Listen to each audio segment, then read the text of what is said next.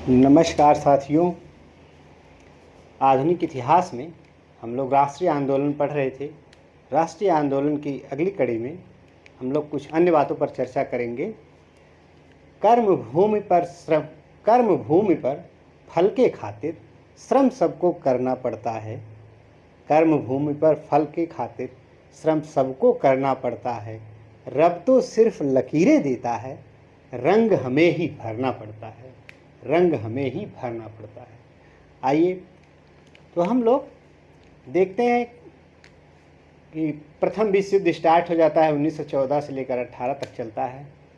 इस दौरान अंग्रेज़ों ने क्या किया कि भारतीय सैनिक, अब ब्रिटिश सेना में भारतीय सैनिकों की मांग बढ़ने लगी, तो उस दौरान दो गुटों ने सहायता की। एक तो नरम दल के लोग और देसी रियासतें, ये राजभक्ति में आकर के मदद की। और दूसरा जो उग्रवादी दल था या उग्र विचारधारा वाले थे, जैसे बाल गंगाधर तिलक, इन्होंने मदद की और इस आशा से कि अगर हम अंग्रेज़ों की मदद कर देंगे प्रथम विश्व युद्ध में तो अंग्रेज़ हमें स्वशासन दे देंगे, हमारा स्वराज्य लौटा देंगे। और गांधी जी और बाल गंगाधर तिलक पूरे देश में भ्रमण करके 1915 में पूरे देश भर में भ्रमण करके सैनिकों को खूब भर्ती कराया। लगभग 8 लाख सैनिक सेना में भर्ती हुए और उस दौरान 74,000 सैनिकों का नुकसान हुआ हमें। और इसलिए गांधी जी को भर्ती वाला एजेंट भी कहा जाता है। ये बातें हुई तो जो सैनिक इसमें मारे गए थे, कुछ गुमनाम सैनिक थे और कुछ का नाम पता था, तो उन्हीं की याद में दिल्ली में राजपथ पर इंडिया गेट बना है लाल बलुआ पत्थर से, जिसके वास्तुकार हैं एडविन लुटियंस। उस पर 13,300 सैनिकों का नाम अंकित किया गया है। हालांकि जो प्रथम विश्व युद्ध में भारतीय सैनिक शहीद हुए थे, वीर गति को प्राप्त हुए थे, और तृतीय आंग्ल अफगान युद्ध में भी जो सैनिक शहीद हुए थे, उनकी याद में दिल्ली के राजपथ पर लुटियंस द्वारा डिजाइन किया गया इंडिया गेट बनाया गया है। तो ये बातों को मैंने यहाँ लिखा, जरा देखते हैं कि प्रथम विश्व युद्ध में भारतीयों की भूमिका, भारतीयों की क्या भूमिका रही, इस बात को देखते हैं। समर्थन व सहयोग देने वाले में देसी रियासतें और उदारवादी नेता, जो लिबरल विचारधारा के लोग थे, वे लोग राजभक्ति के कारण, कहने का मतलब राजभक्ति की भावना से इन लोगों का जो समर्थन था, राजभक्ति की भावना से,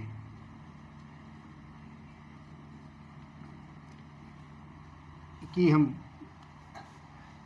सरकार की राजभक्ति कर रहे हैं, इस भावना से इन लोगों ने समर्थन किया। जो उग्रवादी नेता या उग्र विचारधारा के नेता थे बाल गंगाधर तिलक, इन नेताओं ने जो मदद की अंग्रेज़ों की, वो इसलिए की कि हमें स्वशासन मिल जाएगा, यानी युद्ध के बाद स्वशासन की आशा से। गांधी जी व तिलक ने देश में भ्रमण कर सैनिकों की भर्ती और आर्थिक सहायता के लिए वातावरण बनाया, जिसके लिए गांधी जी को कैसर ए हिंद की उपाधि अंग्रेजों ने दिया।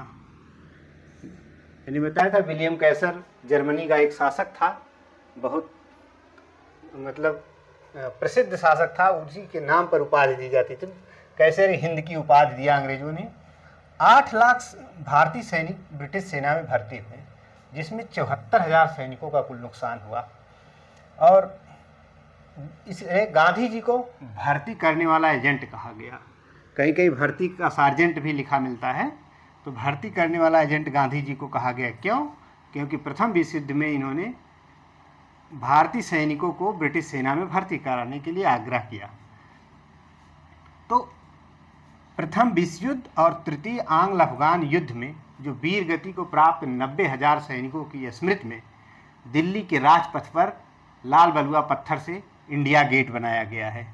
इंडिया गेट जब झांकी निकलती है गणतंत्र दिवस या स्वतंत्रता दिवस, तो इंडिया गेट जो दिखता है वही है। उस पर ये बना था 90,000 सैनिकों की स्मृति में, और कब बना था? 1921 से लेकर 31 के बीच बनाया गया, और इस पे कुल 13,300 जवानों के नाम अंकित है। राजपथ पर ये वही इंडिया गेट है जहां अमर जवान ज्योति प्रज्वलित होती है।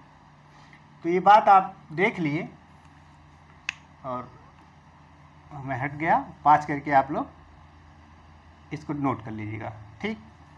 अब हम अगली बात पर चर्चा करें। आता है लखनऊ पैक्ट।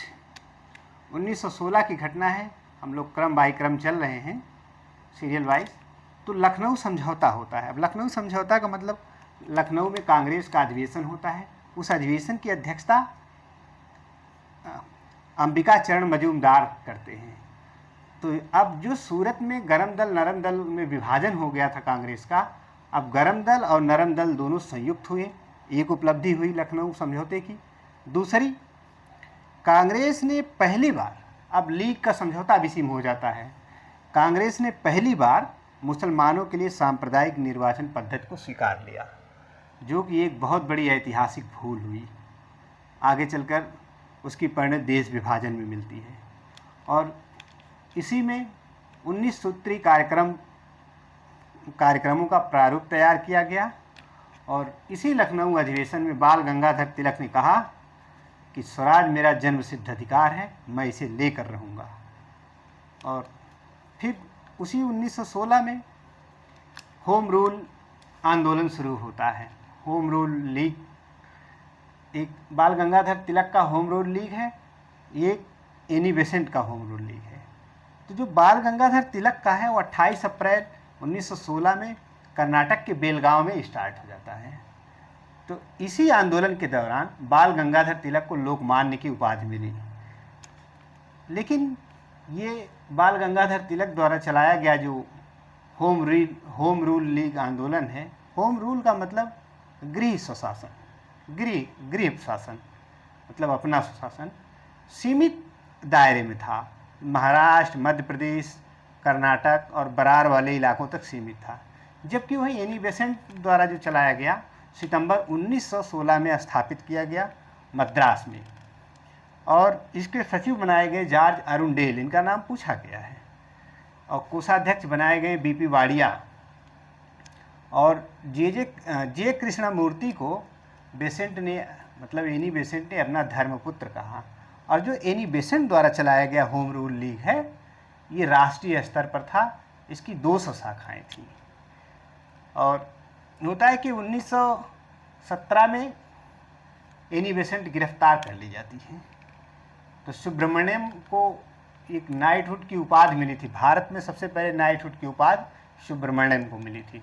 सुब्रमण्यम ने अपनी नाइटहुड की उपाधि लौटा दी अंग्रेजों को, कई एनी बेसेंट को गिरफ्तार करने के कारण।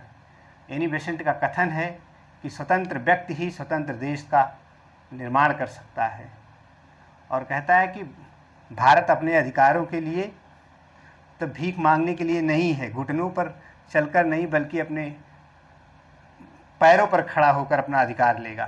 तो ये कमेंट करती हैं एनी बेसेंट। और साथ ही में वैलेंटाइन सिरोल ने बाल गंगाधर तिलक को कहा कि अशांति फैलाने में सबसे बड़ा योगदान बाल गंगाधर तिलक का है।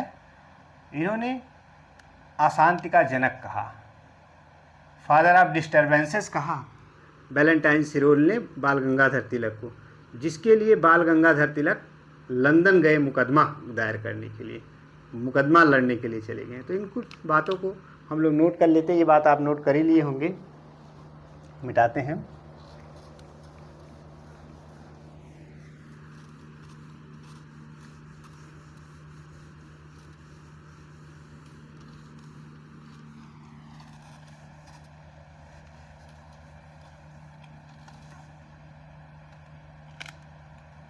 ये हो ही गया। अब हम लोग जो नोट करेंगे, हम लोगों का लखनऊ समझौता। लखनऊ समझौता बहुत मशहूर है। सबसे बड़ी बात यह है कि इनकी क्रोनोलॉजी पता होनी चाहिए, इतिहास क्रमबद्ध है। ऐसे जब कहानी की तरह आप सुनते जाएंगे तो उसमें कालानुक्रम बैठाने के लिए आता है। पहले कौन सी घटना घटित हुई, फिर कौन सी घटना घटित हुई। हर एग्जाम में डेट श्योर है, लोक सेवा आयोग या संघ लोक सेवा आयोग में एक आध सवाल तो पूछा ही जाता है।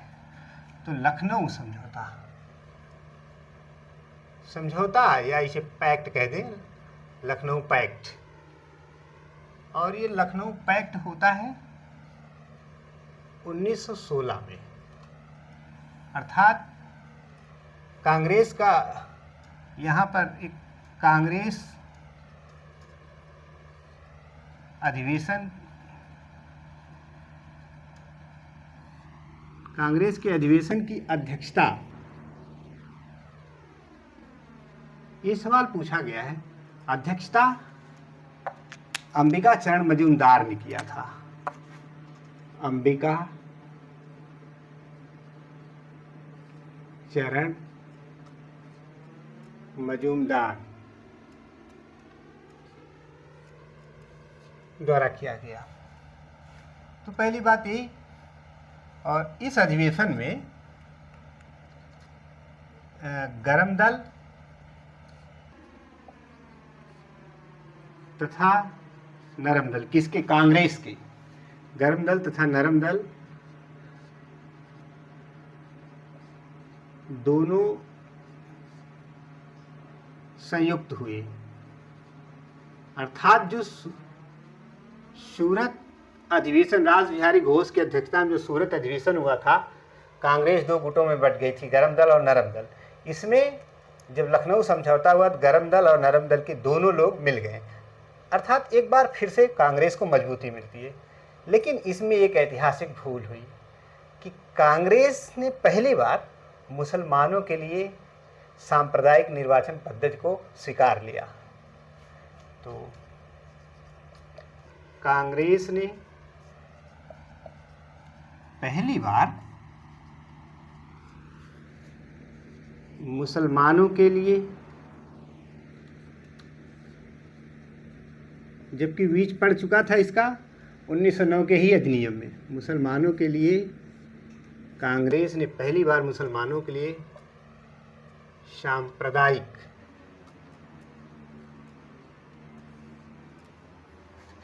निर्वाचन पद्धति को स्वीकार कर लिया।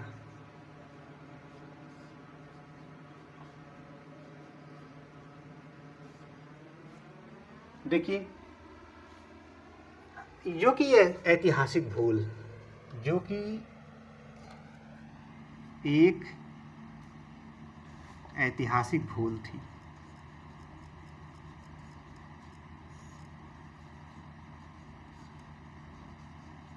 और जिसकी परिणति हमें देश विभाजन में जाके मिलती है कि देश भारत पाकिस्तान में बढ़ जाता है, ये बातें हैं। और इसमें इसी लखनऊ समझौते में 19 सूत्रीय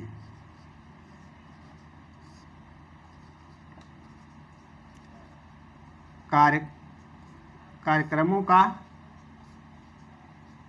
प्रारूप तैयार किया गया।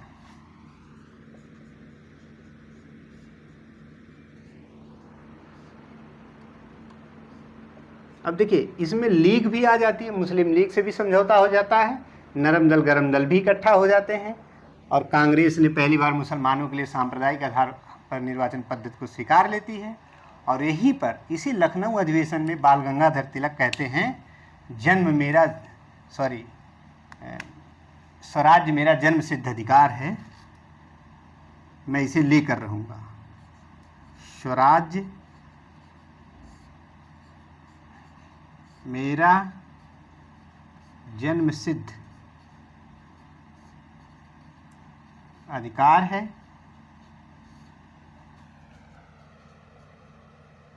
मैं इसे लेकर रहूँगा, मैं इसे लेकर रहूँगा।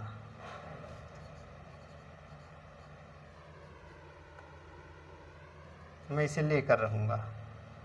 और ये बोलते हैं लोकमान्य बाल गंगाधर तिलक, बाल गंगाधर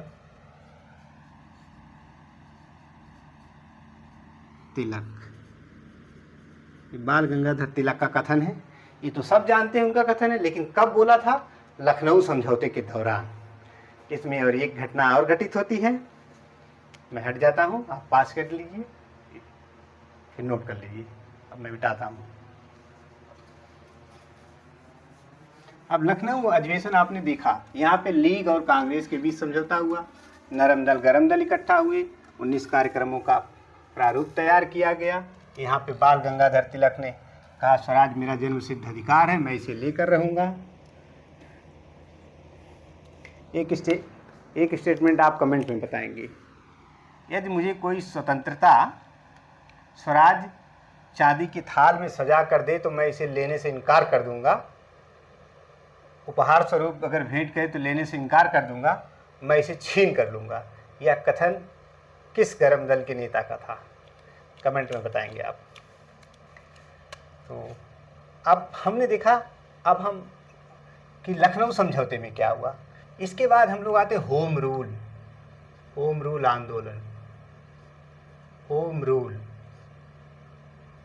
होम रूल लीग या होम रूल लीग आंदोलन, सीधे आंदोलन डालते हैं यहाँ पे, बात अभी क्लियर होती चलेगी धीरे धीरे। होम रूल आंदोलन, और यह भी 1916 में ही घटित हुआ। अब देखिए घटनाओं का एक क्रम है अपना, और ये जो प्रेरित हुआ था आयरलैंड के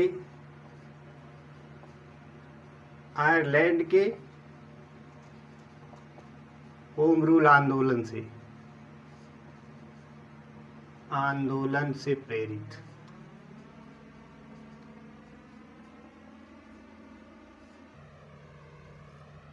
और होम रूल का जनक जो कहें,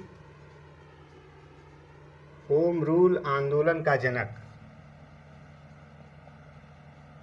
आंदोलन का जनक रेडमांड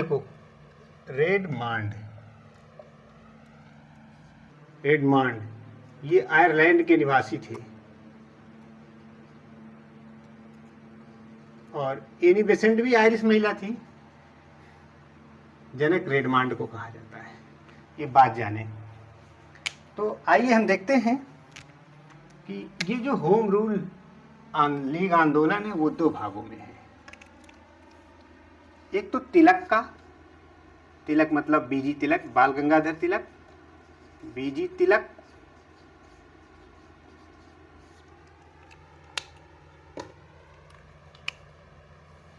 दूसरी तरफ है Annie Besant.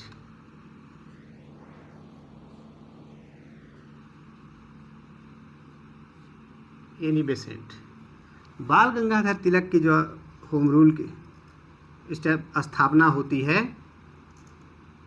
Home rule league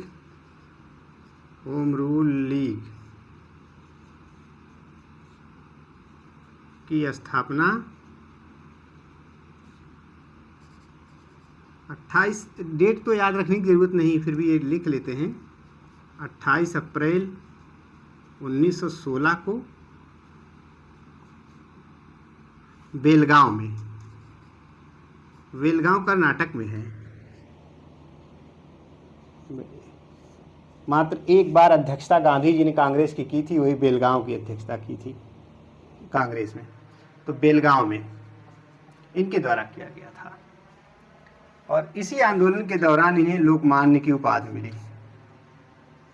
इसी आंदोलन में लोकमान्य की उपाधि मिली।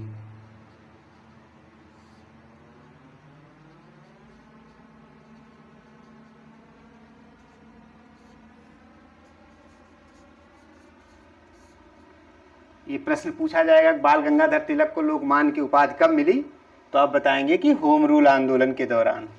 अच्छा, इसके जो एरिया था, अगर मैं विस्तार की बात करूँ कहाँ कहाँ तक फैला था, तो बाल गंगाधर तिलक का जो होम रूल था ये देशव्यापी नहीं हो पाया था।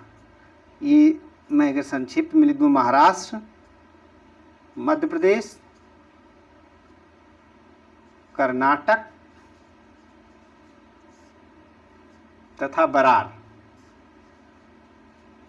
जैसे इलाकों में इनका होम रूल चला। लेकिन एनी बेसेंट का जो होम रूल था पूरा राष्ट्रीय स्तर पर राष्ट्रव्यापी था, 200 शाखाएं थी। और इन्होंने जो स्थापना किया सितंबर 1916 में मद्रास में किया। तो इनकी स्थापना होती है सितंबर 1916 मद्रास में।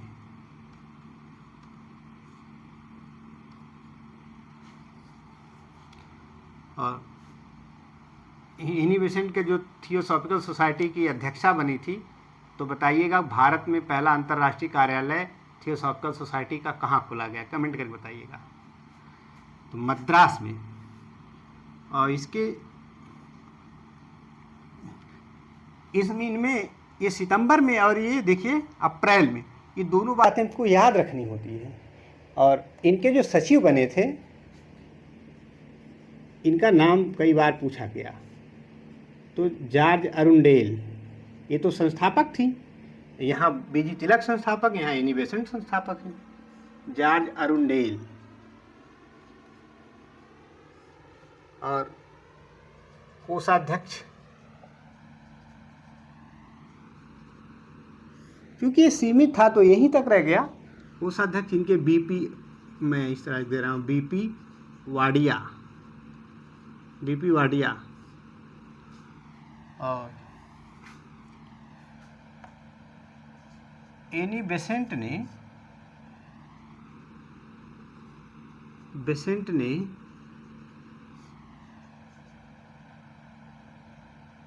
जे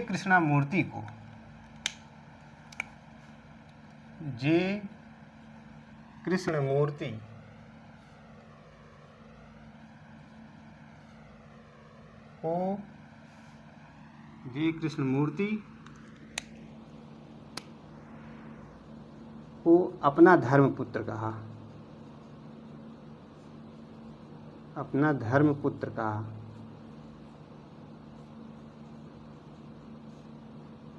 ये बात याद रखनी कि जे कृष्णमूर्ति को कहा था अपना धर्मपुत्र।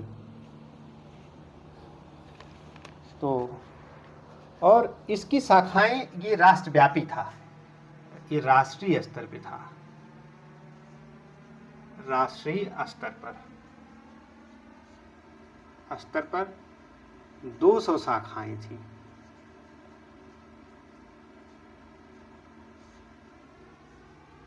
जबकि तिलक साहब का जो है वो सीमित दायरे में था और ये पूरे राष्ट्रव्यापी हो गया था इनका। तो इस तरह से अब चलिए, अच्छा इसको आप वो कर लीजिए, रोक करके ले लेंगे इसका, वो ऊपर से मिटाएं।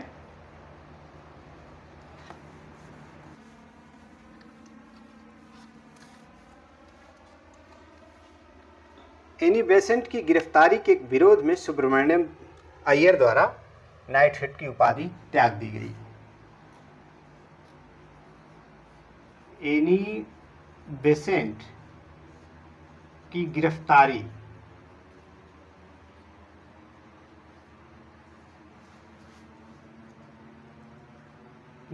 की हुई थी 1917 में के विरोध में सुब्रमण्यम अय्यर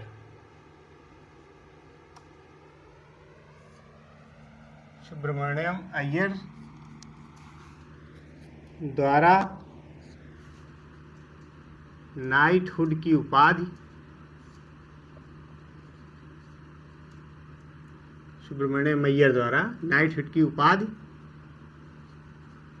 त्याग दी गई।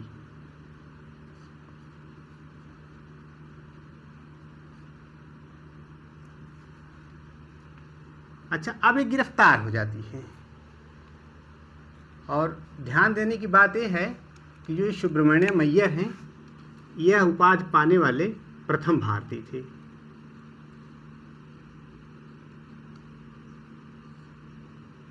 कौन सी उपाधि? नाइटहुड की उपाधि पाने वाले प्रथम भारतीय सुब्रमण्यम अय्यर थे। और नीचे भी लिख लिया होगा आप लोगों ने, मिटाना पड़ेगा हमें। कुछ स्टेटमेंट जो कि हूबहू यही परीक्षा में पूछे जाते हैं। एनी बेसेंट का स्टेटमेंट है कि स्वतंत्र व्यक्ति ही स्वतंत्र देश का निर्माण कर सकता है। Annie Besant.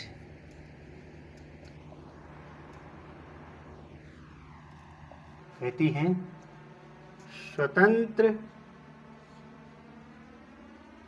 व्यक्ति ही स्वतंत्र देश का निर्माण कर सकता है।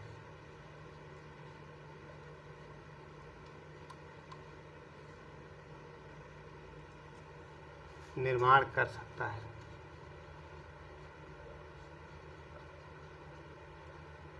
ये स्टेटमेंट एनी बेसेंट का वाक्य है। और दूसरा वाक्य उन्होंने बोला था कि भारत अब अनुग्रहों के लिए घुटनों पर नहीं बल्कि अधिकारों के लिए पैरों पर खड़ा है। भारत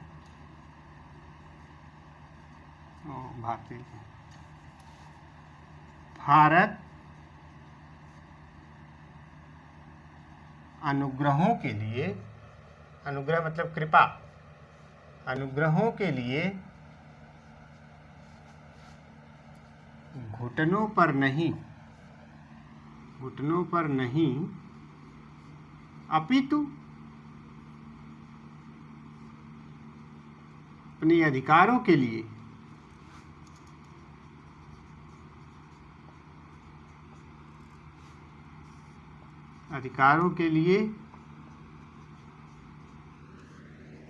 पैरों पर खड़ा है।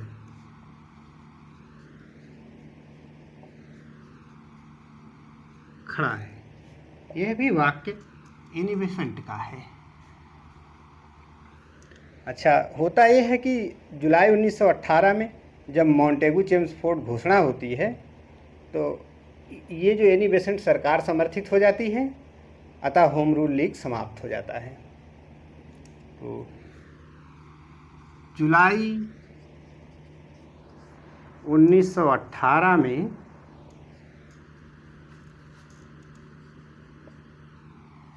मॉन्टेग्यू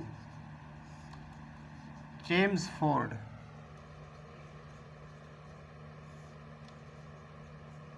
घोषणा के बाद एनी बेसेंट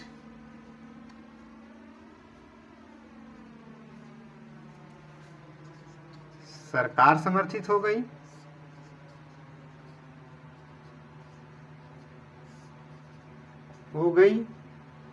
सरकार मतलब ब्रिटिश सरकार समर्थित हो गई।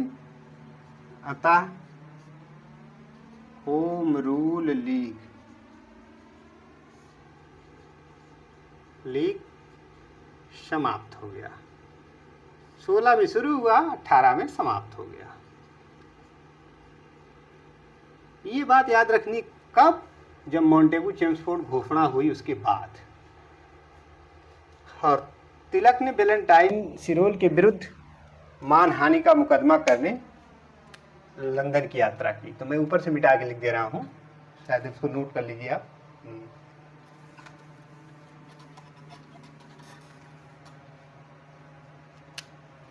वैलेंटाइन सिरोल, वैलेंटाइन चिरोल भी लिखा रहता है। वैलेंटाइन सिरोल ने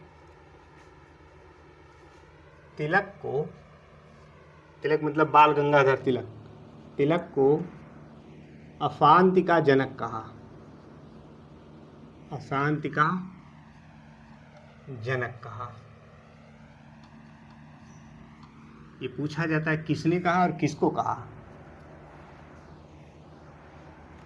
इसके प्रत्युत्तर में या इसके प्रत्युत्तर में या इसके जवाब में बीजी तिलक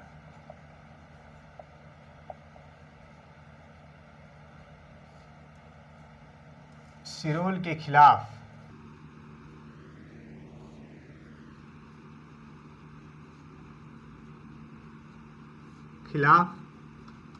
मानहानि का मुकदमा दायर करने के लिए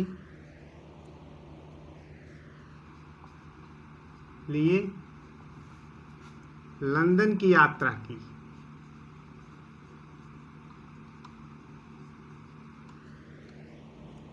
तो इन पॉइंट्स को नोट कर लीजिए।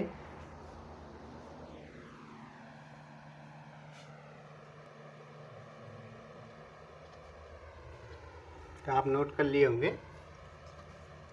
अब मिटाने से पहले चर्चा करते हैं।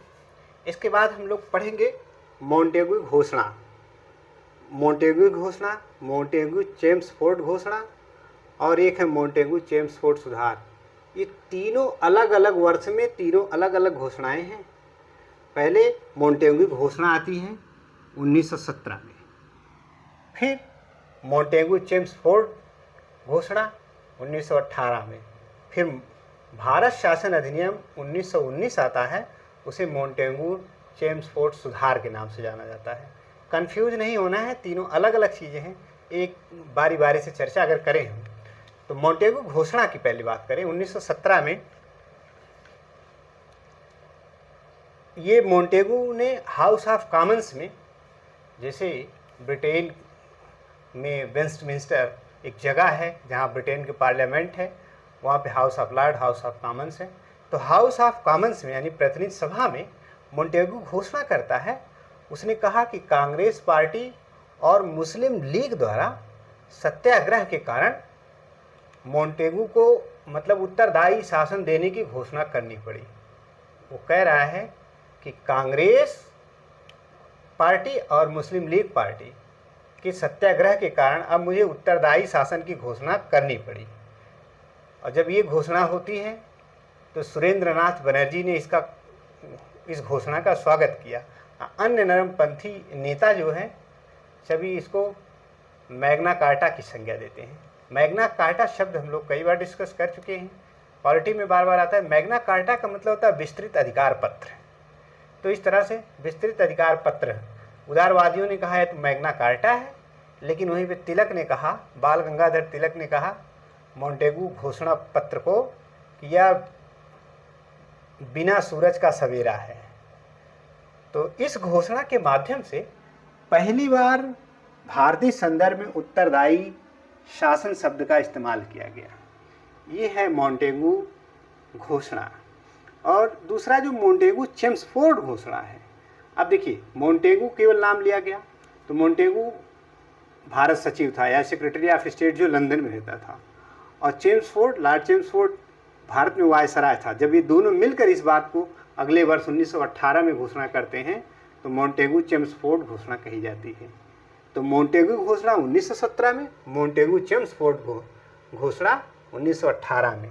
तो इस घोषणा के विरोध में अब कांग्रेस में चरमपंथी नरमपंथियों में फिर विवाद होने लगा। मतभिन्नता के कारण कांग्रेस में दूसरा विभाजन हो जाता है, फिर गरम दल और नरम दल वाली स्थिति फिर आ जाती है।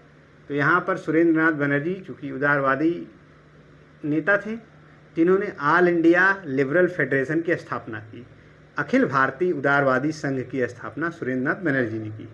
तो इन बातों को थोड़ा थोड़ा नोट कर लेते हैं यहाँ पे।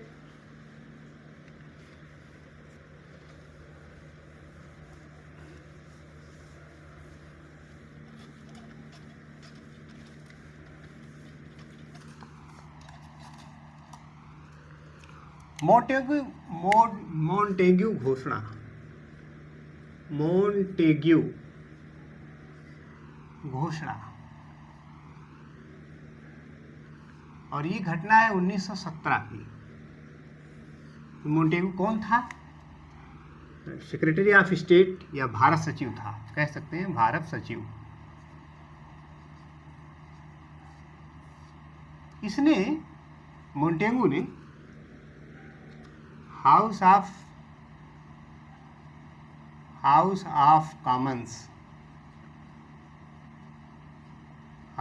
कॉमन्स में घोषणा की या हाउस ऑफ कॉमन्स में कहा, इस तरह कहें, कहा कि कांग्रेस पार्टी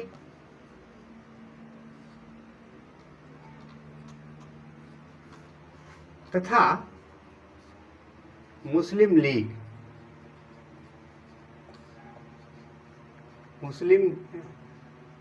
मुस्लिम लीग की सत्याग्रह के कारण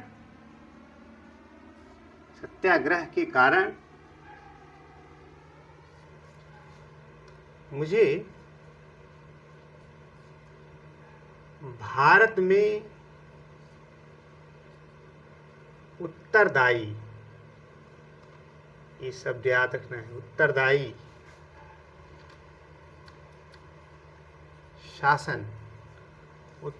शासन की घोषणा करनी पड़ी।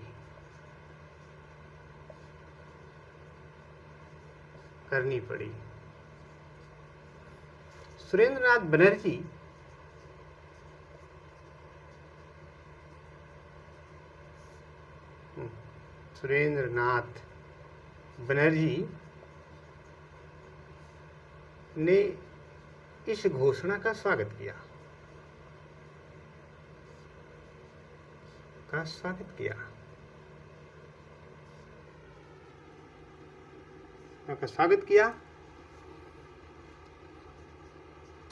उदारवादियों द्वारा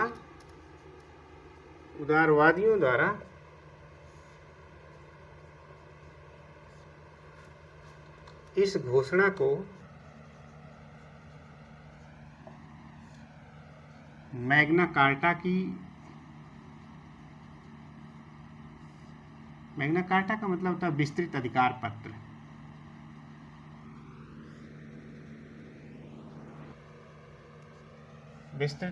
पत्र। मैग्ना कार्टा की संज्ञा दी गई।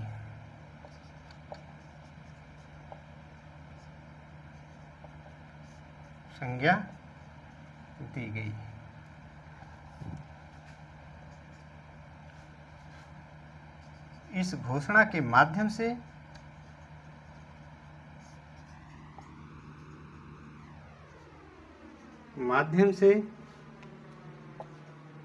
पहली बार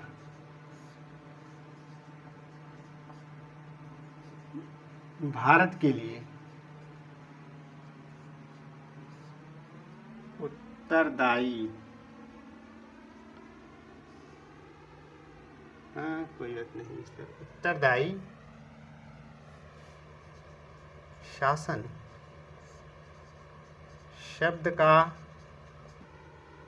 प्रयोग किया गया।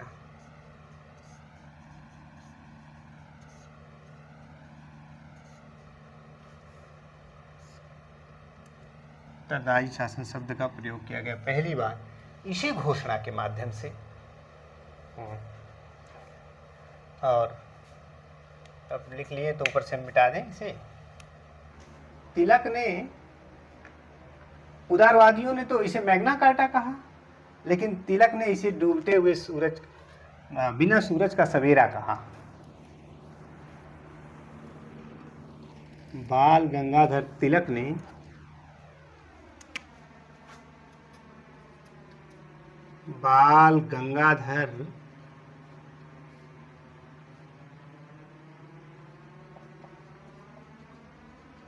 ने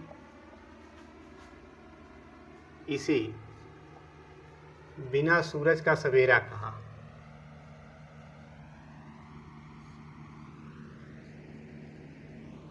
अब फिर मत भिन्नता हो रही है, तो ये पूछा गया है। ध्यान देना कि मोंटेगू घोषणा को कहा है इन्होंने, बिना सूरज का सवेरा। फिर इसको नोट कर लिए होंगे आप, तो मैं हट जाता हूँ, थोड़ा सा नोट कर लें इसको।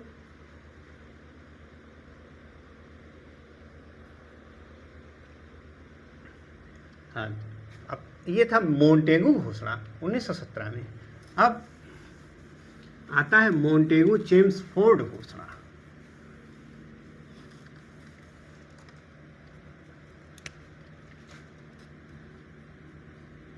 मोंटेग्यू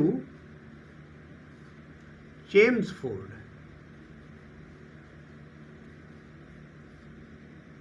घोषणा, और ये वर्ष हो जाता है 1918। इनका क्रम याद रखना है। यहाँ पर मोंटेगू, जैसा कि भारत सचिव है या राज्य सचिव जो भी बोलते हैं इसको, सेक्रेटरी ऑफ स्टेट, और ये है वाइसरॉय है चेम्सफोर्ड। अब वही घोषणा दोनों लोग मिलकर करते हैं ये 1 साल बाद। तो इस घोषणा के विरोध और समर्थन को लेकर के, इस घोषणा के विरोध और समर्थन को लेकर कांग्रेस में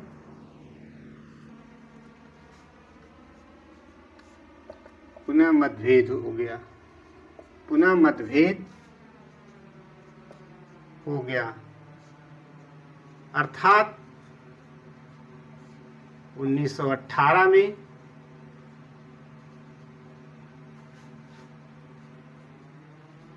कांग्रेस का दूसरा विभाजन हुआ। पहला विभाजन हुआ था 1907 में सूरत अधिवेशन में, और 1918 में कांग्रेस का दूसरा विभाजन।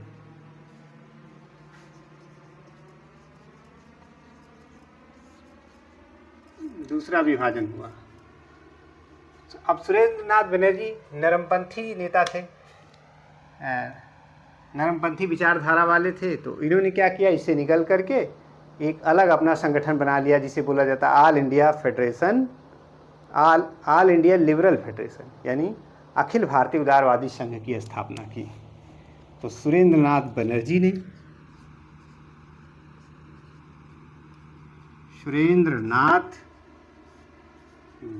ने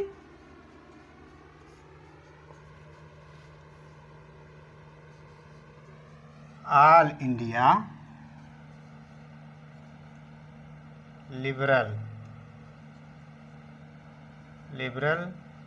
फेडरेशन, या हिंदी में इसे कहेंगे अखिल भारतीय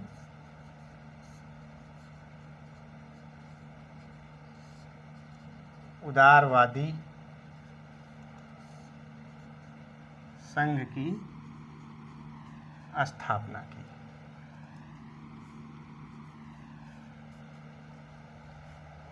ये सबसे बहुत बार ये सवाल पूछा जा चुका है कि ऑल इंडिया लिबरल फेडरेशन की स्थापना किसने की, या अखिल भारतीय उदारवादी संघ की स्थापना किसने की।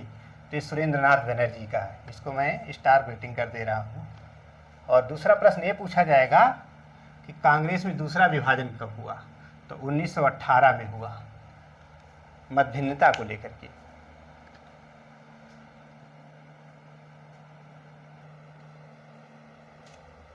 तो अब हम लोग देखते हैं कि मोंटेगू चेम्सफोर्ड सुधार, यानी भारत शासन अधिनियम 1919 को ही मोंटेगू चेम्सफोर्ड सुधार कहा गया। देखते हैं क्या है, चर्चा करते हैं। ठीक है, मोंटेगू चेम्सफोर्ड सुधार, या हम पहले लिखें भारत शासन अधिनियम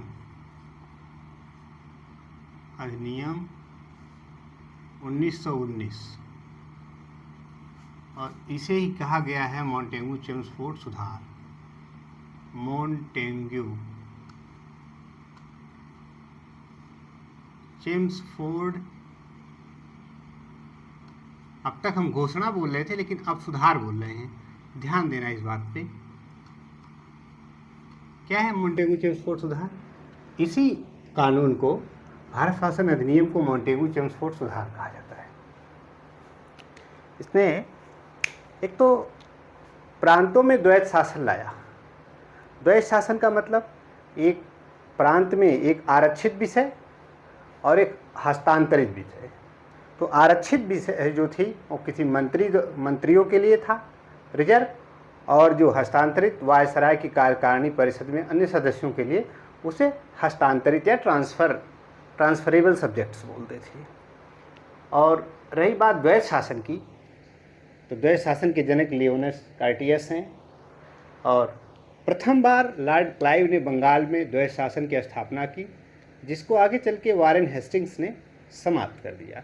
फिर यहाँ भारत शासन अधिनियम 1919, जिसे मोंटेगू चेम्सफोर्ड सुधार के नाम से जाना जाता है, यहाँ प्रांतों में द्वैत शासन आता है और पहली बार केंद्र और प्रांतों में विषयों का बंटवारा किया गया, यानी संघ सूची और राज्य सूची के विषय बने, जो कि आज आपके संविधान में भी 7वीं अनुसूची में विषयों का बंटवारा है, संघ सूची, राज्य सूची और समवर्ती सूची में।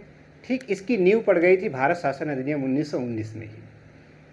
तो पहली बार केंद्र और प्रांतों में विषय का बंटवारा हुआ। दूसरी बात, जो केंद्र की जो विधायिका थी उसको 2 भागों में बाई कैमरल सिस्टम कर दिया गया, द्विसदनात्मक व्यवस्था कर दी गई। आज भी द्विसदनात्मक है, लोकसभा और राज्यसभा। उस समय केंद्रीय विधान परिषद हुआ करती थी और केंद्रीय राज्य परिषद। तो केंद्रीय विधान परिषद में 145 सदस्य थे, जिसमें से 104 का चुनाव होता था, मतलब निर्वाचित होते थे, 41 मनोनीत होते थे, और केंद्रीय राज्य परिषद में कुल 60 सदस्य होते थे। जैसे आज राज्यसभा आपकी है, तो केंद्रीय राज्य परिषद में 60 सदस्यों में 33 सदस्य चुनाव के द्वारा आते थे, 27 का मनोनयन होता था, यानी नॉमिनेशन के द्वारा आते थे। और इस सुधार में और क्या किया गया कि भारत सचिव, मतलब सेक्रेटरी ऑफ स्टेट, जो भारतीय मामलों के प्रति जवाब संसद के, ब्रिटेन में संसद पर जवाबदेह होता था भारतीय मामलों के प्रति, तो भारत सचिव और भारत परिषद जो कि लंदन में बैठती थी, उसके वेतन का भार अब ब्रिटेन के ऊपर डाला गया, यानी अब भारत के फंड से इनको वेतन नहीं दिया जाएगा। ये सुधार आया और एक नए पद का सृजन किया गया, जिसे हाई कमिश्नर कहा जाता है, उच्चायुक्त। उच्चायुक्त आज भी जो कॉमनवेल्थ नेशन है, कॉमनवेल्थ यानी राष्ट्रमंडल के देश हैं, वहाँ पे जो डेलीगेशंस या जो आपका दूत जाते हैं, एम्बेसी में लोग जाते हैं, वहाँ हाई कमिश्नर होते हैं, उच्चायुक्त होते हैं। अन्य देशों में एम्बेसडर कहे जाते हैं, राजदूत कहे जाते हैं। तो नए पद हाई कमिश्नर का सृजन हुआ, ये भारत शासन अधिनियम 1919 के तहत। और जो पहला हाई कमिश्नर बनाया गया विलियम स्टीवेंसन को, या विलियम स्टीवेंस नाम है, ये क्या करता था, लंदन में भारत के सैन्य और असैन्य वस्तुओं की खरीद फरोख्त को देखता था कि सेना के लिए क्या चीज़ खरीदी जा रही है और असैनिक मामलों में क्या खरीद बिक्री की जा रही थी। तो हाई कमिश्नर एक दूत की तरह देखता था दूतावास में। और इसी अधिनियम के द्वारा महिलाओं को मताधिकार दिया गया, और इस मताधिकार का प्रयोग करने वाला सबसे पहला प्रेसिडेंसी थी तो मद्रास थी। और साथ में नरेंद्र मंडल का गठन किया गया, चैम्बर ऑफ प्रिंसेस। इसमें कुल 121 देसी रियासतों ने या देसी राजाओं ने भाग लिया। और अलवर के महाराजा जय सिंह, जो कि मेयो कॉलेज के प्रथम छात्र थे, इन्होंने इसका नाम नरेंद्र मंडल नाम दिया, यानी चैम्बर ऑफ प्रिंसेस को। और इसके जो अध्यक्ष हुआ करते थे, अध्यक्ष होता था वायसराय, यानी इस समय वायसराय कौन था, क्योंकि मोंटेगू चेम्सफोर्ड नाम लिया है, तो मोंटेगू तो सेक्रेटरी ऑफ स्टेट होगा और चेम्सफोर्ड वायसराय। तो चेम्सफोर्ड इसका अध्यक्ष हुआ करता था, और बीकानेर के महाराजा गंगा सिंह इसके चांसलर थे। महाराजा गंगा सिंह ने राजस्थान में गंग नहर का निर्माण करवाया है, इसलिए इन्हें राजस्थान का भगीरथ भी कहा जाता है। ये तमाम ऐसी बातों को हम लोग नोट कर लेते हैं। और साथ में हम लोग नोट करते चलें, और इसमें ICS की प्रतियोगी परीक्षाएं भारत में भी होनी शुरू हो गई 1922 में। सिख समुदाय के लिए अलग निर्वाचन मंडल की व्यवस्था करनी थी। इसमें तमाम बातों को हम लोग देखते हैं। तो पहली बात जो अगर नोट करें हम, तो प्रांतों में द्वैत शासन, प्रांतों में द्वैत शासन।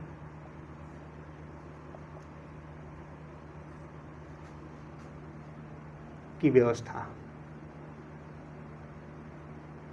द्वैत शासन का मतलब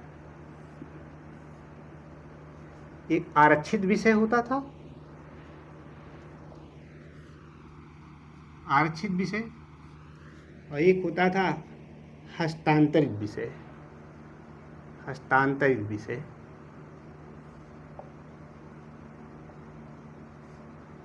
ये किसी मंत्री के लिए होता था, मंत्री के लिए ये विषय रिजर्व होता था, इसका उपयोग केवल कोई मंत्री करता था। और ये वायसराय के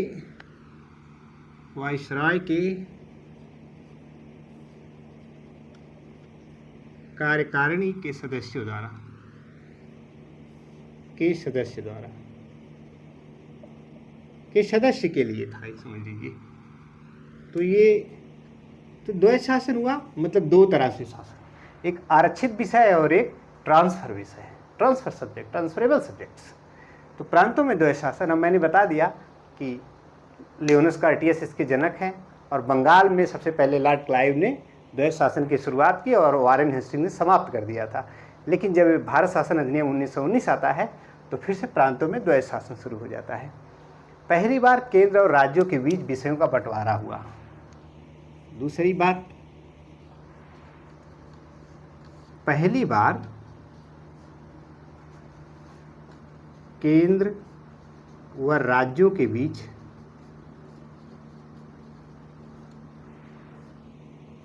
विषयों का बंटवारा।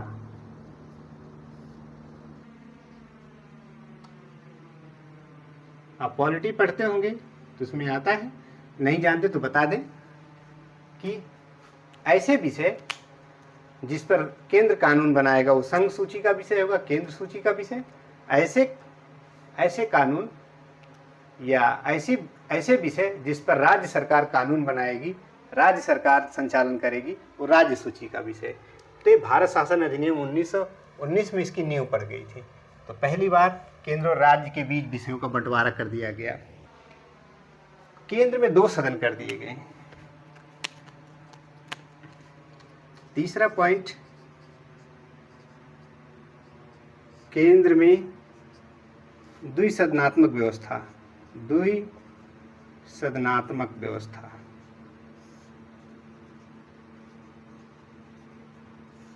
इसे इंग्लिश में बोलते हैं बाईकैमरल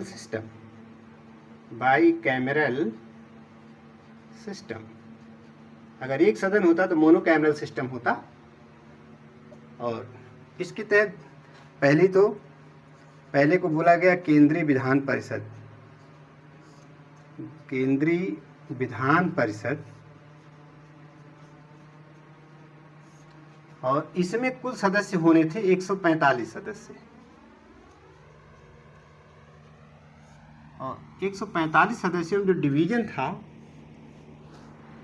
104 सदस्य निर्वाचित होते थे, चुनाव के द्वारा आते थे, और 41 सदस्य मनोनीत होते थे।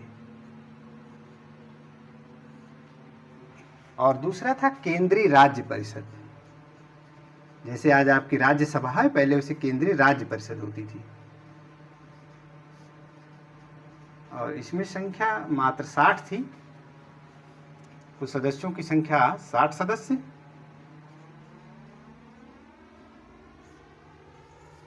और इसमें 33 सदस्य निर्वाचन से आते थे, यानी निर्वाचित होते थे, और 27 सदस्य मनोनीत होते थे।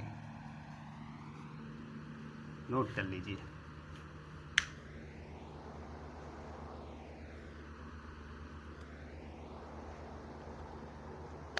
ऊपर का तो मिटा ही सकते हैं।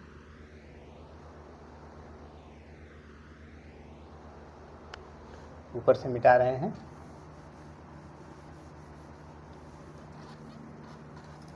ये देखिए सुधार आ रहा है, देख कैसे सुधार, इसीलिए इसका नाम सुधार रखा गया है। चौथी बात उन्होंने क्या किया था कि भारत सचिव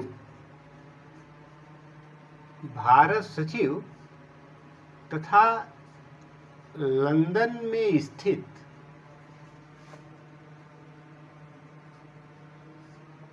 भारत परिषद के सदस्यों कि वेतन भत्ते वेतन भत्ते या वेतन भत्तों का भार पहली बार ब्रिटेन पर डाला गया तो सुधार है ना।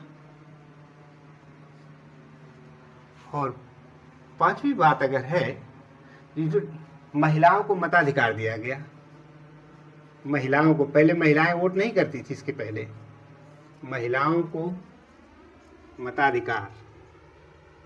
मताधिकार मिला। और मद्रास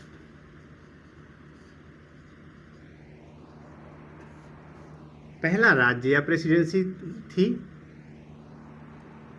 जिसने इसका उपयोग किया, जिसने महिला फ्रेंचाइजी का, महिला मताधिकार का उपयोग किया, का प्रयोग किया इस शासन अधिनियम के तहत। बाद में अन्य भी करने लगे। 5 पॉइंट। और एक नए पद का सृजन ही मिटा दें। नए पद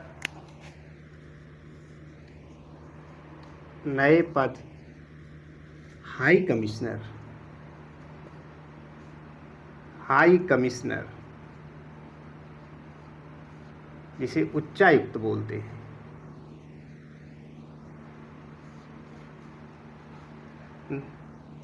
का सृजन किया गया।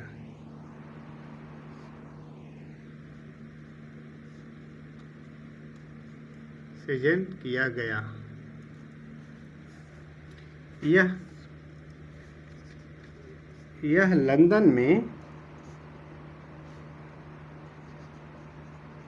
भारतीय सैन्य तथा असैन्य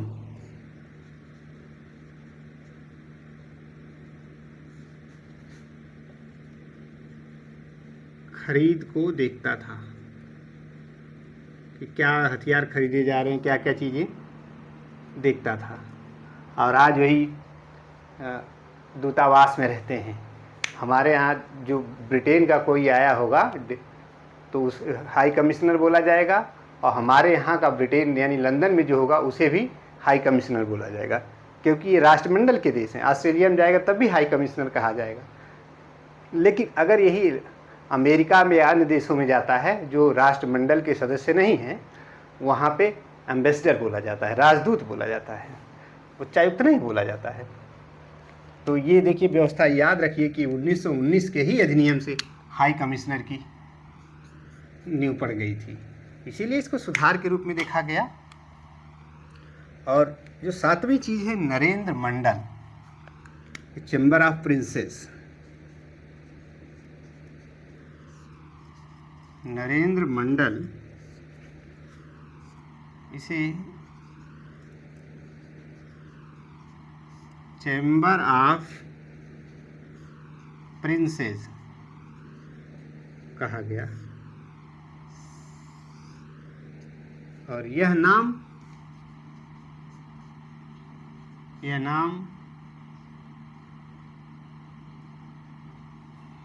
नाम दिया गया था कि अलवर के महाराजा थे, क्या नाम था उनका? अलवर के महाराजा जय सिंह।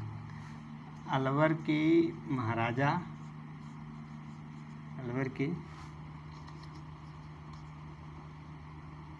महाराजा जय सिंह द्वारा दिया गया।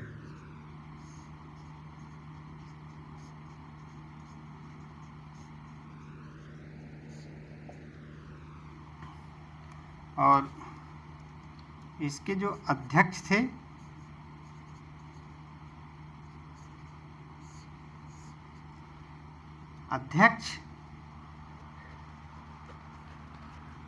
चेम्सफोर्ड ही था, जो वायसराय चेम्सफोर्ड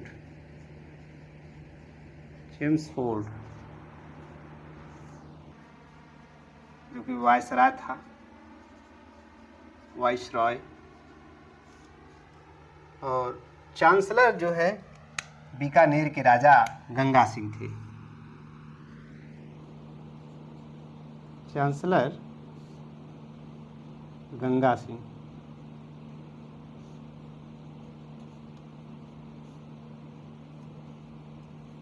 बीकानेर के महाराजा।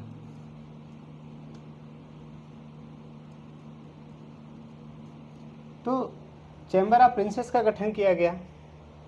ये 7वां पॉइंट मैं दे देता हूँ उसको। और यही जो गंगा सिंह हैं, इन्होंने राजस्थान में गंग नहर बनवाई है, इसलिए इन्हें राजस्थान का भगीरथ भी कहा जाता है। ये बात आप नोट कर सकते हैं चाहे तो, ऊपर से मिठाएं।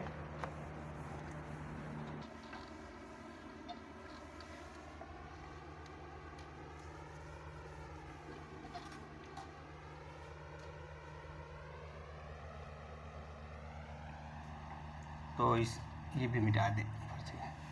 इसमें जो अध्यक्ष पता चल गया, कुल इसमें 121 देसी रियासतों ने हिस्सा लिया था। 121 रियासतें शामिल थी।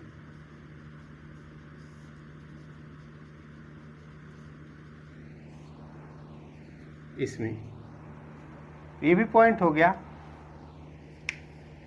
और इस कानून ने एक और व्यवस्था लाई कि 1922 में आईसीएस की प्रतियोगी परीक्षाएं भारत में भी होनी प्रारंभ हुई।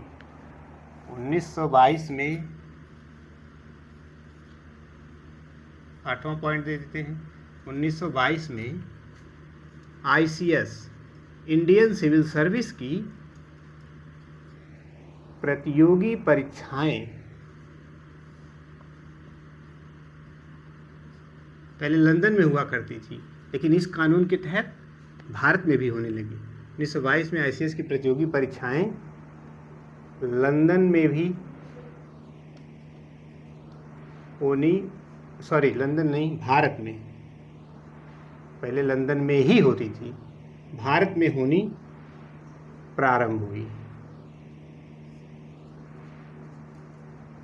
ये एक सुधार है। जो लंदन जा सकते थे वही देंगे, सिविल सर्विस दे पाते थे, अब भारत में भी होना शुरू हो गई, तो सुधार ही हुआ ना। और सिख समुदाय हेतु पृथक निर्वाचन मंडल स्थापित करना, नवी बात। सिख समुदाय, ये हम सुधार नहीं मानते हैं। सिख समुदाय हेतु पृथक निर्वाचक मंडल स्थापित करना।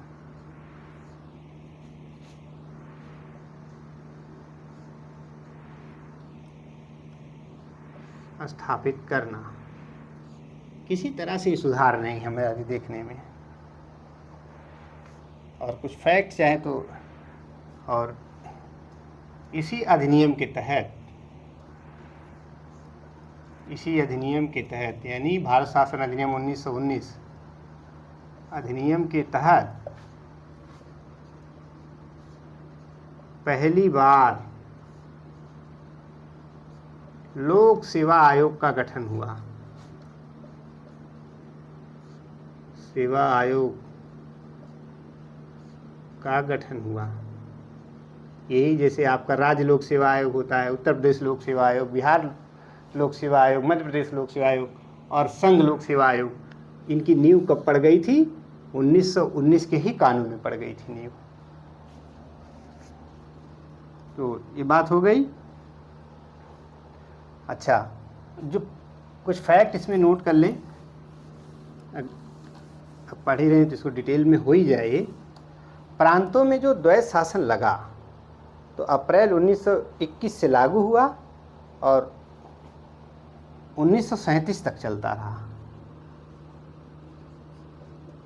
प्रांतों में द्वैत शासन अप्रैल 1921 से प्रारंभ हुआ और 1937 में समाप्त हुआ। यानी भारत शासन अधिनियम 1935 के कानून के तहत ये समाप्त हुआ। 1937 में समाप्त हुआ। सब फैक्ट हैं, याद रखना चाहिए इन्हें। समाप्त हुआ और हर जगह तो 1921 में ही लागू हो गया था, लेकिन नॉर्थ वेस्ट प्रोविंस में जो यानी उत्तर पश्चिम प्रांत में 1932 में लागू हुआ। उत्तर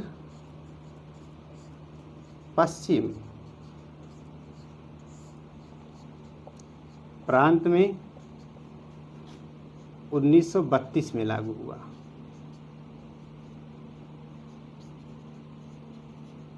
अन्य जगह पहले ही लागू हुआ था, लास्ट में सबसे बाद में उत्तर पश्चिम सीमा प्रांत जो है, यानी अब लगभग ये इलाका चला गया है पाकिस्तान में, वहाँ पे लागू हुआ था।